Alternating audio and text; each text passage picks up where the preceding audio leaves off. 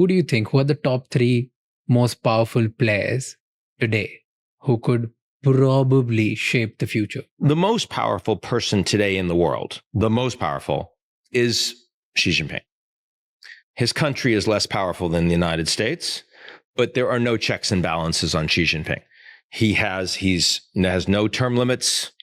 He is the great leader of the Chinese Communist Party and the military and the state system. Xi Jinping thought motivates what is and is not acceptable ideologically for the elites, for the party cadres, and for the individuals that matter in the system.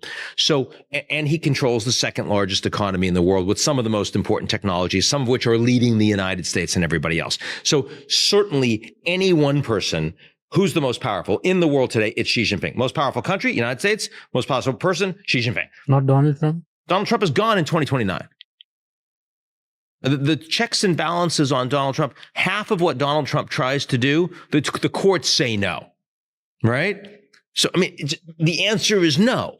The answer is no. The United States is an imperfect democracy, a flawed democracy, a non-representative democracy, but it's still a democracy. And there are real checks and balances. There is a judiciary. There is a military that is independent from the president. It is professional, right? Congress doesn't work very well, and he controls the Republican Party, absolutely. But you cannot say that Donald Trump has anywhere near the kind of control over the U.S. that Xi Jinping does over China. Now, Putin has even more control of Russia than Xi Jinping does over China, in my view. But Putin's country is vastly less powerful. After I get past Xi Jinping and Donald Trump, I start thinking about people that aren't running countries. I start thinking about Elon Musk and Dario Amodei and Sam Altman. I mean, we talked briefly about Russia-Ukraine. The Russians were winning that war. They're not anymore. Why not? The main reason they're not winning the war today is because back in February, Elon Musk shut off Starlink for the Russians, which meant that their drones no longer worked. Now, the American government didn't tell Elon to do that. Elon told Elon to do that. And yes, he's the wealthiest person in the world, but more important than that money, because Xi Jinping's control of resources is far greater than the $1 trillion that Elon has control over, far, far greater, right? But the fact that Elon has control of those technologies, and he basically has a near monopoly on near Earth orbit, which is pretty extraordinary when you think about it, right? I mean, not to mention the data that he has accumulated and what he can learn from and how he can manipulate it, the control of a component of the American and the Western and some of the developing world's public square through Twitter X.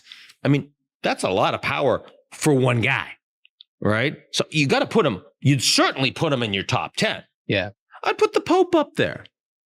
Because the Catholic Church, at the end of the day, is a extremely hierarchical, extremely large population, institution that really respects that one guy. And so his ability to write an encyclical on the way artificial intelligence should be run is probably more important than any individual contribution we have seen in collective consciousness on what AI should and should not do going forward. That's really important. Modi is extremely important.